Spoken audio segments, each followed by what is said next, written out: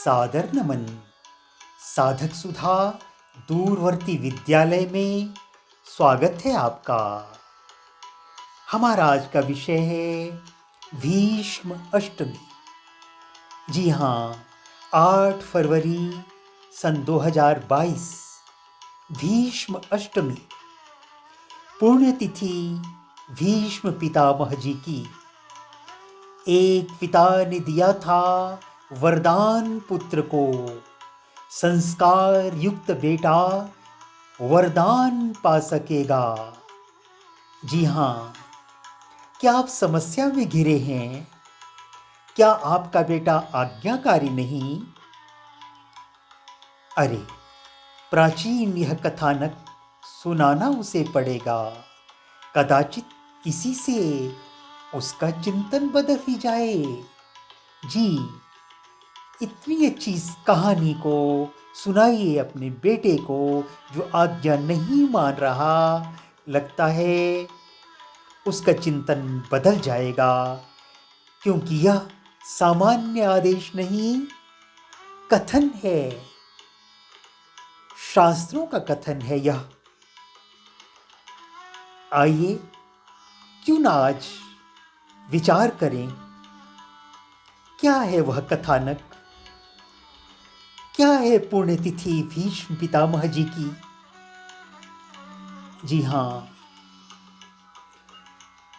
श्रेष्ठ और सज्जन पुरुष का चिन्ह यह है कि वह दूसरों को धनवान देखकर जलता नहीं, वह विद्वानों का सत्कार करता है और धर्म के संबंध में प्रत्येक स्थान से उपदेश सुनता है। जी हाँ, यह कथन है उस समय का जब भीष्म पितामह महाप्रयाण को पा रहे थे, देह का त्याग कर रहे थे।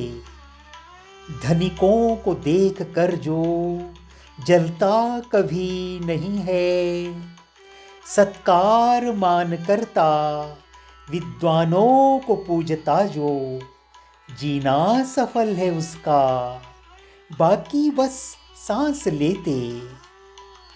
भीष्म पितामह इच्छा मृत्यु के वरदान को प्राप्त कर चुके महापुरुष।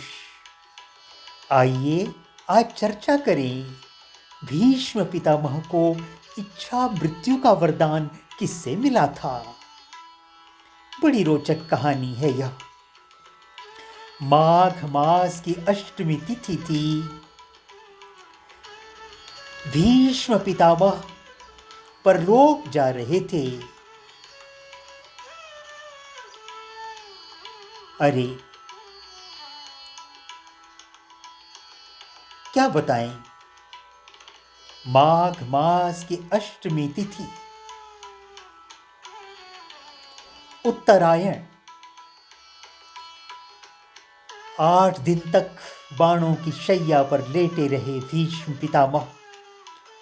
आज के दिन देह त्याग किया था उन्होंने, वरदान प्राप्त था उन्हें।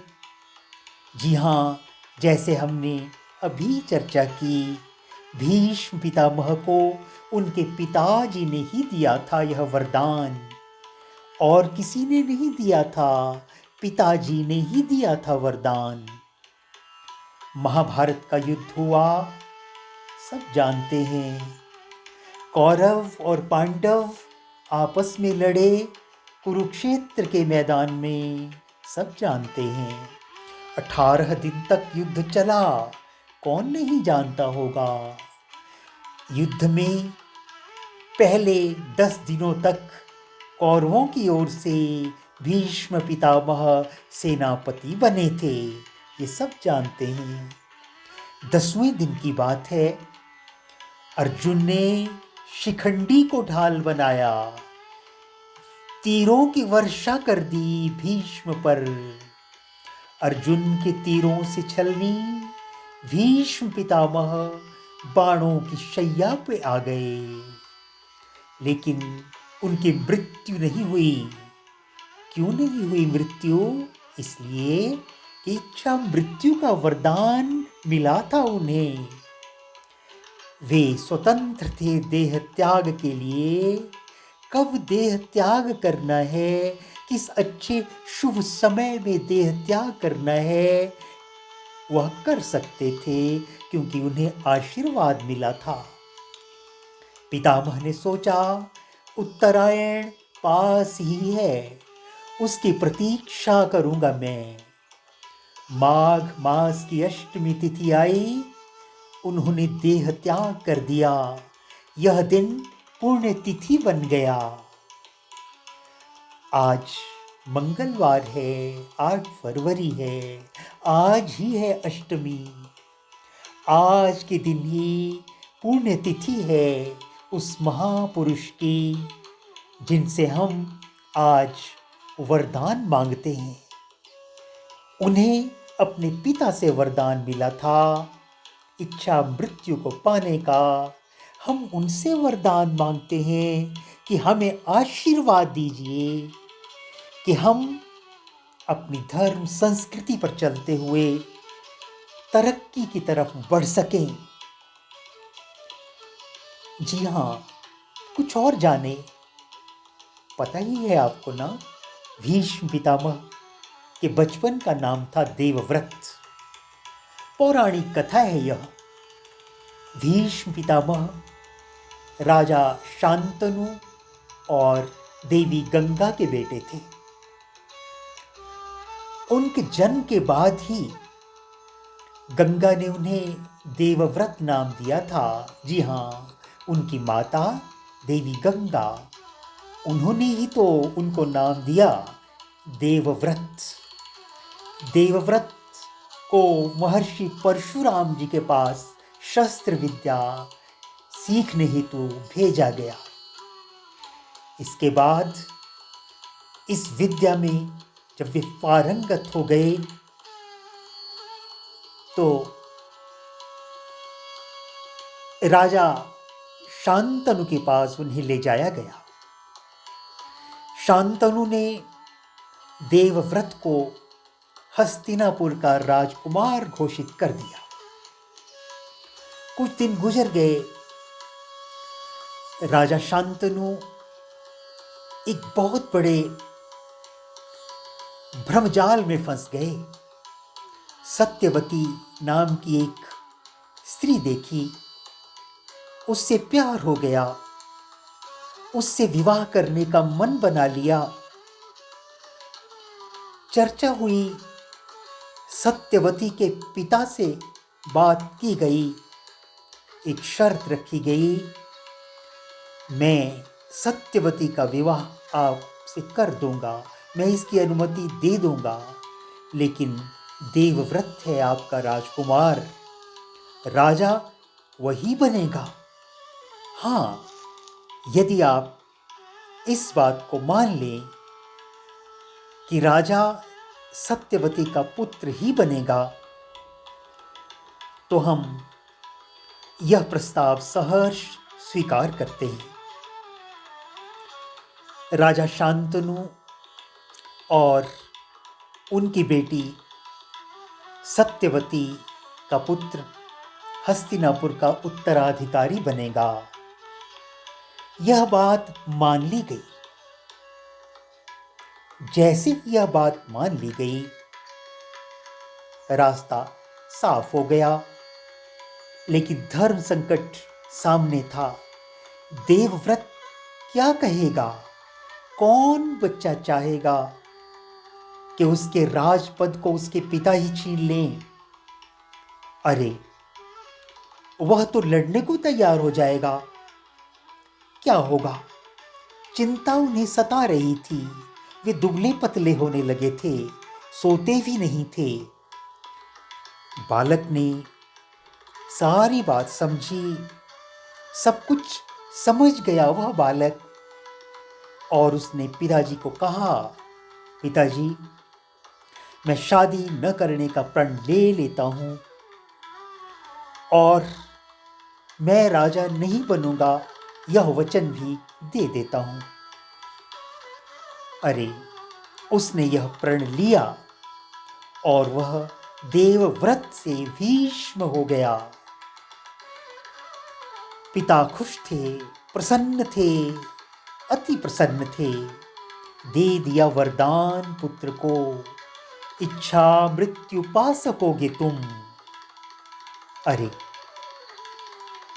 बेटे से प्रसन्न हुए, उन्हें वरदान दे दिया। बेटे ने वरदान पाया, बेटा धन्य हो गया। समय बीतता गया। हस्तिनापुर के उत्तराधिकारी बड़े हो गए। कौरवों और पांडवों के बीच युद्ध हुआ। महाभारत के इस युद्ध में भीष्म पितामह ने अपना कर्तव्य निभाया, कौरवों का साथ दिया। भीष्म पितामह ने पूरी निष्ठा के साथ युद्ध में कौरवों की तरफ से युद्ध किया। इस युद्ध में 10 दिनों तक कौरवों की ओर से भीष्म पितामह सेनापति थे। 10वें दिन अर्जुन ने शिखंडी को ढाल बनाकर भीष्म पर तीरों की वर्षा कर दी। अर्जुन के तीरों से छलनी भीष्म पितामह बाणों की शैया पर गिर गए। सनातन मान्यता है कि जो व्यक्ति उत्तरायण के समय अपना शरीर छोड़ता है, उसे मोक्ष मिलता है। इसी कारण उत्तरायण के दिन, भीष्म अष्टमी के दिन ही उन्होंने शरीर छोड़ा। यह बात प्रसिद्ध है कि भीष्म अष्टमी के दिन यदि हम पूजा पाठ करें, यह कथा सुने, तो संस्कार युक्त संतान प्राप्त होती है। हमारी संतान हमारी भावनाओं की कद्र करती है और भविष्य समुज्वल बन जाता है। क्योंकि कहा था भीष्म पितामह ने, शरीर छोड़ने से पहले कामनाओं को त्याग देना उन्हें पूरा करने से श्रेष्ठ है। आज तक किस मनुष्य ने अपनी सब कामनाओं को पूरा किया है? इन कामनाओं से बाहर जाओ, पदार्थों के मोह को छोड़ दो, शांत चित्त हो जाओ। कामनाओं को त्यागो, हिंसक है कामनाएं, कामना न पूरी होती कभी यहाँ किसी की। कामना को त्यागो, यही जीत है हमारी। कामना को त्यागो, यही जीत है हमारी। जी हाँ, आज की इस पुण्य तिथि पर हम यही आशीर्वाद मांगते हैं कि यह कथन हमारे मन में पक्का बैठ जाए कि कामनाओं का त्याग करेंगे। कामनाएं हिंसक हैं, कामनाएं कभी पूरी नहीं होती। अगर हम जीत चाहते हैं तो कामनाओं का सर्वथा त्याग कर दें। कामनाओं को त्यागें, हिंसक है कामनाएं, कामना न पूरी होती यहाँ कभी किसी की। कामना को त्यागो, यही जीत है हमारी। धन्यवाद। फिर मिलेंगे, तब तक सादर नमन। आपका अपना रवि।